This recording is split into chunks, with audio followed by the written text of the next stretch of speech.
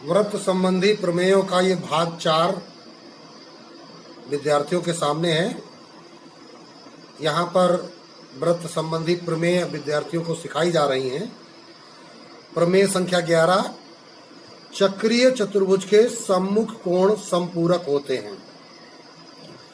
बहुत ही महत्वपूर्ण प्रमेय। इस प्रमेय से भी संबंधित प्रश्न परीक्षाओं में निश्चित पूछे जाते हैं, इसलिए विद्यार्थी बहुत ही ध्यान से इस प्रमेय को समझेंगे।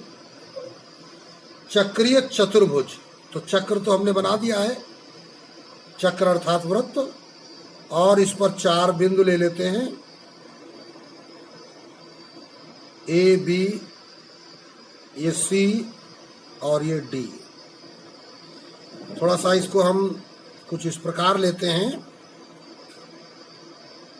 कि सभी भुजाओं में समानता प्रदर्शित न हो।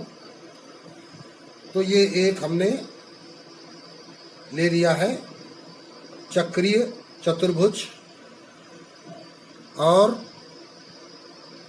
इस ए को ओ से मिला लिया और ओ को सी से मिला लिया। तो यहाँ पर चाप ए बी सी ये लघु चाप है, जिसके द्वारा केंद्र पर बना कोण एओसी है। तो इस लघु चाप द्वारा शेष परिधि पर ये बना कोण एडीसी है। तो वृत्त की जो इम्पोर्टेंट प्रमेय आपको हमने सिखाई थी कि चाप द्वारा केंद्र पर बना कोण उसी चाप द्वारा शेष परिधि पर बने कोण का दूना होता है। तो इन दोनों में एक रिलेशन बन जाएगा। इसी प्रकार दीर्घ चाप जब आप यहां पे लेंगे एडीसी, तो उसके द्वारा जो केंद्र पर बना कोण बनेगा ये वो इस प्रकार ये कोण बनेगा। ये कोण बृहद कोण कहलाएगा, क्योंकि चाप ये दीर्घ है। तो ये दीर्घ चाप के लिए शेष परिधि पर कोण एबीसी बनेगा। तो ये दीर्घ चाप द्वारा केंद्र पर बना कोण इस कोण का दूना होगा। इसी लॉजिक का यहाँ पे प्रयोग किया जाना है। चलते हैं, लिखते हैं ज्ञात है। क्या ज्ञात है? ए बी सी डी एक चक्रीय चतुर्भुज है।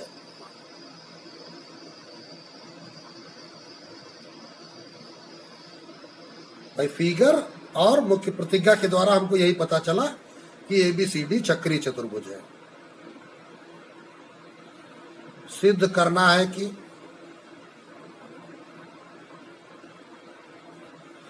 सम्मुख कोण, जैसे बी और डी क्या है? आमने सामने के कोण।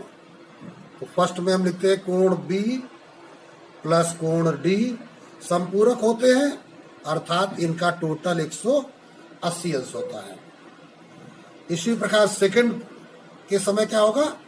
कोण ए प्लस कोण सी बराबर 180 अंश। हो सकता है आपकी बुक में सेकंड वाला फर्स्ट पे और फर्स्ट वाला सेकंड में लिखा हो, कोई दिक्कत नहीं है। अगर पहली बार हम सम्मुख कोण ए और सी लेंगे तो ये फर्स्ट हो जाएगा और ये सेकंड हो जाएगा। तो अभी हमने सम्मुख कोणों को बी और डी का युग्म ले लिया है। तो आते हैं उत्पत्ति पर। तो लिखेंगे क्या? चक्रीय चतुर्भुज ए बी सी डी में चूंकि एक चाप ये लघु चाप है,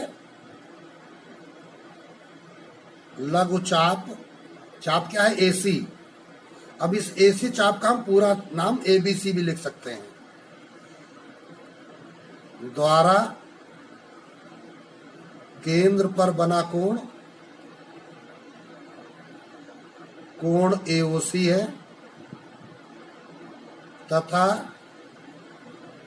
इसी चाप द्वारा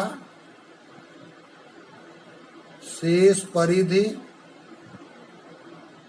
पर बना कोण कोण एडीसी है। अब प्रमेय क्या कहती है?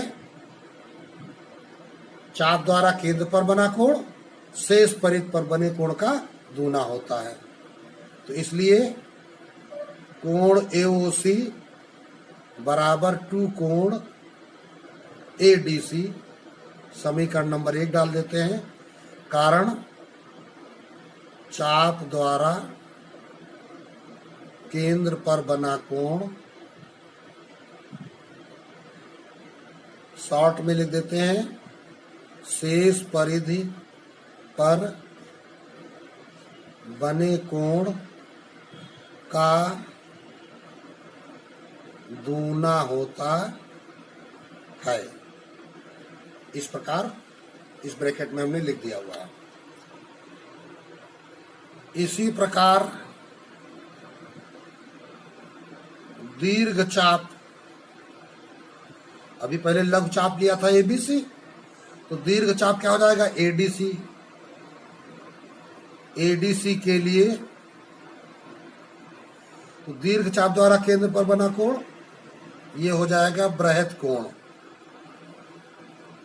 AOC बराबर 2 कोण ABC, ये समीकरण 2 बन जाएगा और कारण वही ऊपर वाला।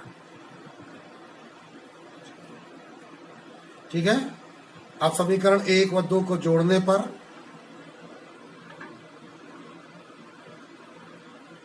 एक व 2 को जोड़ने पर क्या हो जाएगा, कोण AOC प्लस बृहत कोण AOC बराबर 2 कोण ADC प्लस 2 कोण ABC। तो दाएं पक्ष में हम 2 कॉमन ले लेंगे, कोण ADC प्लस कोण ABC। तो अब ये हो जाएगा 2 ऑफ कोण D प्लस कोण P। ठीक है। अब इन दोनों कोणों का योग क्या होगा, फिगर में आते हैं। ये AOC और ये बृहत कोण AOC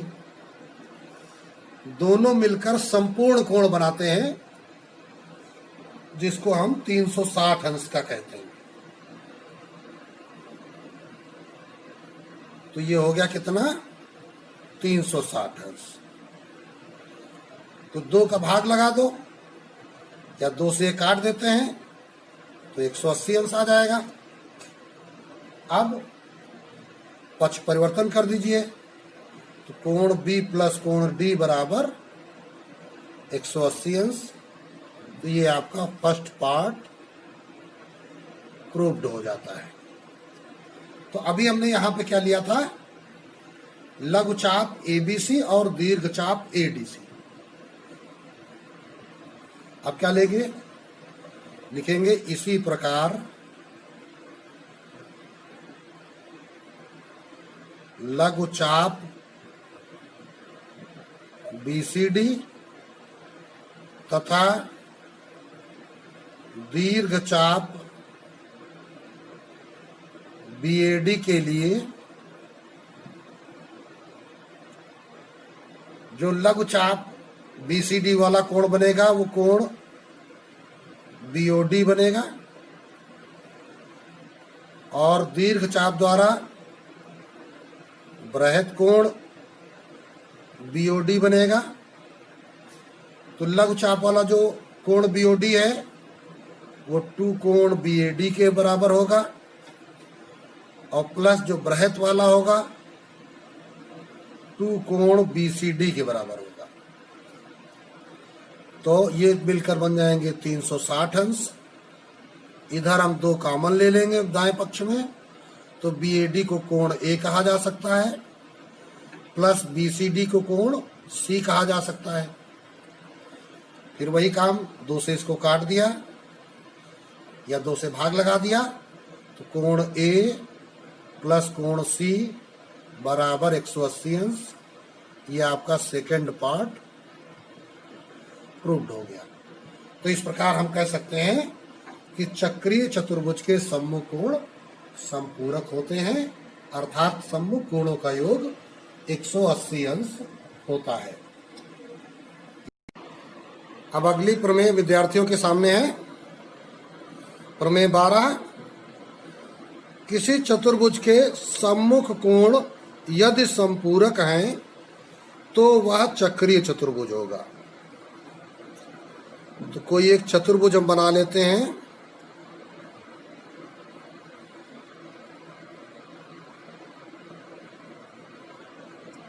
ये हमने एक अटपटा चतुर्भुज बना लिया है, ए बी सी डी। तो ज्ञात है में लिखेंगे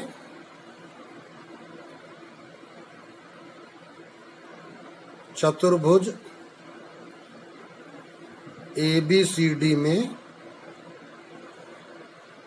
कोण बी ए डी प्लस कोण बी सी डी बराबर 180 अंश, अर्थात कोणों का ये जोड़ा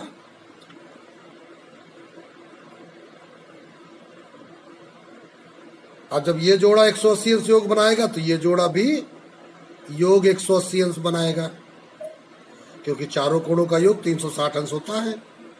कोण ए बी सी प्लस कोण ए डी सी बराबर 180 अंश। सिद्ध करना है कि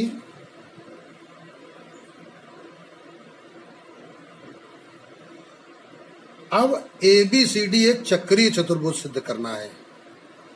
ए बी सी डी एक चक्रीय चतुर्भुज है, अर्थात चारों बिंदु वृत्त पर स्थित हैं। अब इसके बाद आएंगे उपपत्ति पर। तो पहले तो विचार हम ये करें कि चार बिंदु एक ही वृत्त पर स्थित होने के लिए हमें क्या करना पड़ेगा। ये तो तुमको बताया जा चुका है कि तीन असररेख बिंदुओं से होकर एक और केवल एक ही वृत्त खींचा जा सकता है। अर्थात हम अगर एक वृत्त इस प्रकार बनाएं तो हम देख रहे हैं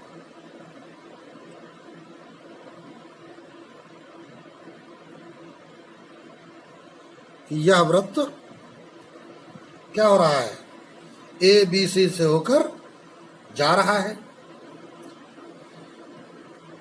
ये अभी थोड़ा सा और इसको बढ़ाओगे तो ऐसे घूम जाएगा, कोई दिक्कत नहीं, केवल बात को समझना है ध्यान से। तो यहां पर निष्कर्ष क्या आ रहा कि ये डी इस वृत्त पर नहीं आ रहा है। तो हम एक चौथे बिंदु के लिए यहां पे लिख लेते हैं कि ये ई जो है वो इस वृत्त पर है। तो देखिए हमने ये सीई को मिला लिया। तो जब हमने इस सीई को मिला लिया तो यहां एक ध्यान देने योग्य बात है कि सीई को मिलाने से चतुर्भुज ए बी सी ई में ये सी कोण और ए बी सी डी में ये सी कोण में भिन्नता है, ये ध्यान रखना होगा। बाकी ए कोण बी कोण डी कोण ये सब वैसे ही हैं। तो चलिए लिखते हैं, शुरुआत करते हैं। चूंकि चतुर्भुज ए बी सी डी में कोण बी ए डी प्लस कोण बी सी डी बराबर 180 अंश ज्ञात है।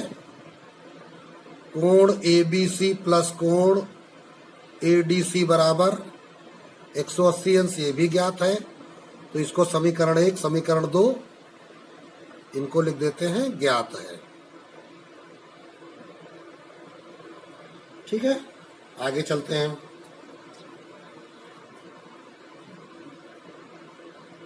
अब यहां पे ये नहीं कहा जा सकता है कि चारों बिंदु एक ही वृत्त पर हैं। तो लिखेंगे क्या, चूंकि तीन असरेख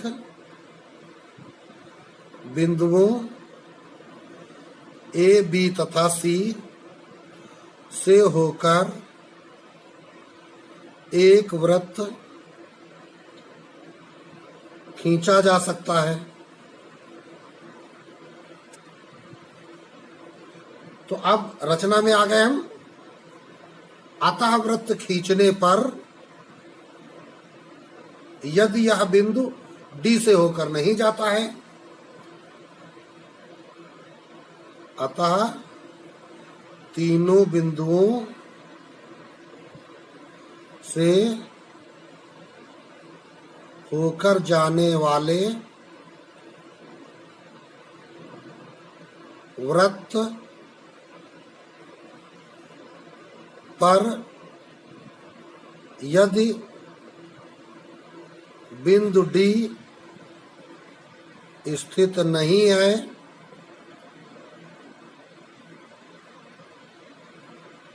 बल्कि अन्य बिंदु ई स्थित है,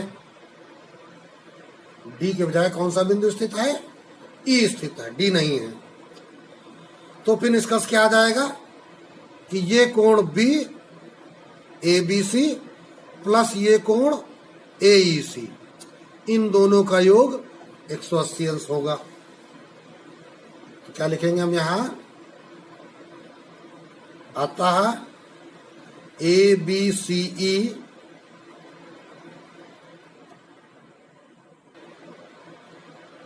चक्रीय होने पर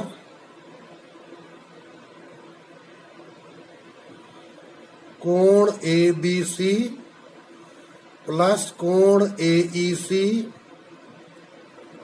बराबर 180 अंश। ये समीकरण 3 हो गया।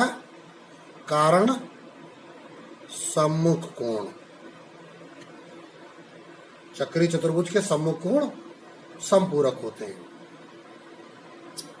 तो अब देखिए ए बी सी ये समीकरण नंबर 2 में है, तो हम क्या कहेंगे? अतः समीकरण 2 व 3 से, समीकरण 2 और 3 बुला लो, कोण ए बी सी प्लस कोण ए डी सी बराबर 180 और कोण ए बी सी प्लस कोण ए ई सी बराबर 180 घटाने पर तो देखिए क्या होगा, चिन्ह बदलेंगे, ये 180 कट जाएंगे, ये कट जाएंगे, कोण ए डी सी माइनस कोण ए ई सी बराबर 0 अंश,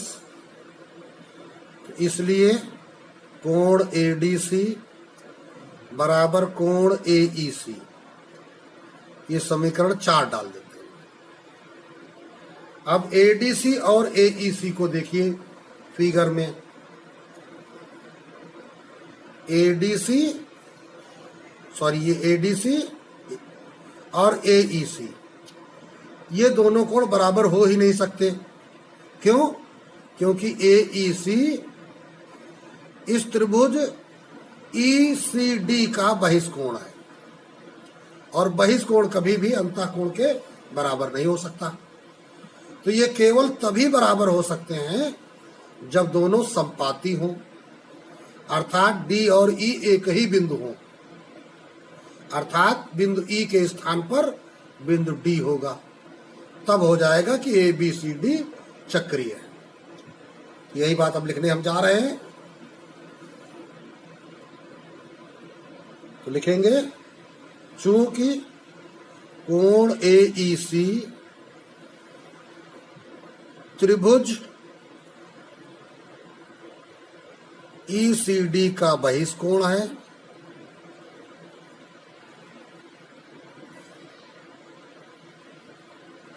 अतः कोण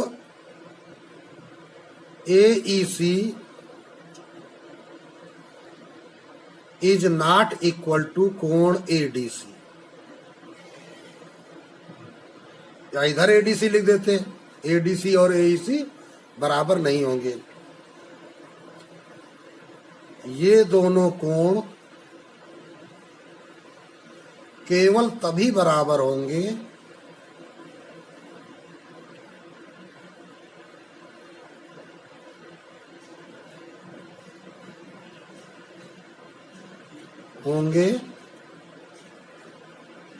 यदि और केवल यदि, इसका मतलब केवल एक ही दशा है, और वह दशा क्या है? दोनों बिंदु डी तथा ई समपाती हों, अर्थात एक ही बिंदु पर हों। अतः बिंदु ई पर ही बिंदु डी होगा।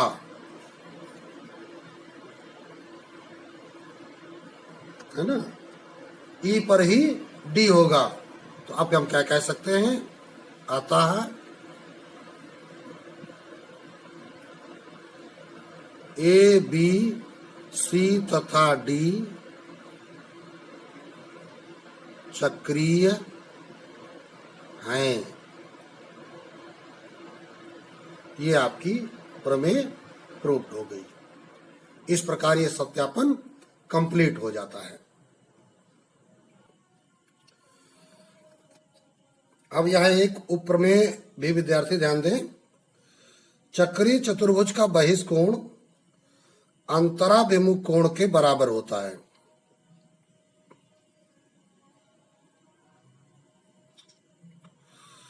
तो ये हमने एक वृत्त लिया हुआ है और यह एक चक्रीय चतुर्भुज बना दिया, ए बी सी डी, और डी सी ई ये इस चतुर्भुज का बहिष्कोण हो गया। तो ज्ञात है चक्रीय चतुर्भुज ए बी सी डी का बहिष्कोण कोण डी सी ई है। सिद्ध करना है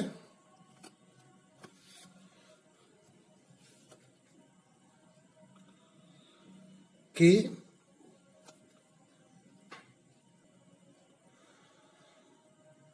कोण डी सी ई बराबर कोण ए या कोण बी ए डी, चाहे कोण ए लिख दिया जाए। उपपत्ति देखिए, तो यहां ए बी सी डी चक्रीय चतुर्भुज है, तो हम क्या लिखेंगे? चूंकि ए बी सी डी एक चक्रीय चतुर्भुज है, तो चक्रीय चतुर्भुज की प्रमेय लगा दीजिए। इसलिए कोण बी ए डी प्लस कोण बी सी डी बराबर 180 अंश। ये कोण बी ए डी और ये कोण बी सी डी, ये क्या हो गए? सम्मुख कोण समपूरक। यही प्रमेय कहती है। समीकरण नंबर 1 डाल लिया, ठीक है। तथा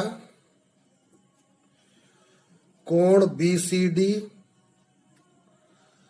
प्लस कोण डी सी ई, बी सी डी और डी सी ई ये दोनों कोण रैखिक युग्म बनाते हैं, तो इन दोनों का योग भी 180 अंश होगा। समीकरण 2 बनाया। कारण क्या है? रैखिक युग्म। तो अब समीकरण 1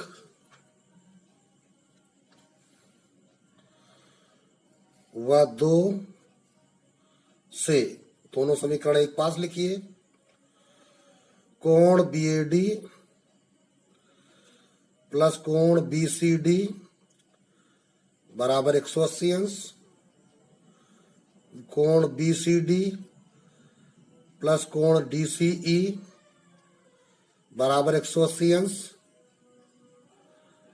घटाने पर चिन्ह बदल दीजिए, 180 180 कट गया, ये बीसीडी बीसीडी से कट जाएगा, तो कोण बीएडी माइनस कोण डीसीई बराबर 0। और उधर देखिए सिद्ध क्या करना था, डीसीई बराबर बीएडी, ये डीसीई बीएडी के बराबर है, तो बीएडी का पक्षांतर कर दो, माइनस कोण डीसीई बराबर माइनस कोण बीएडी, माइनस माइनस कट जाएगा, तो कोण डीसीई बराबर कोण बीएडी, ये आपका सत्यापन हो गया। तो इस प्रकार यह उपप्रमेय सत्यापित हो जाती है। यह एक महत्वपूर्ण उपप्रमेय है।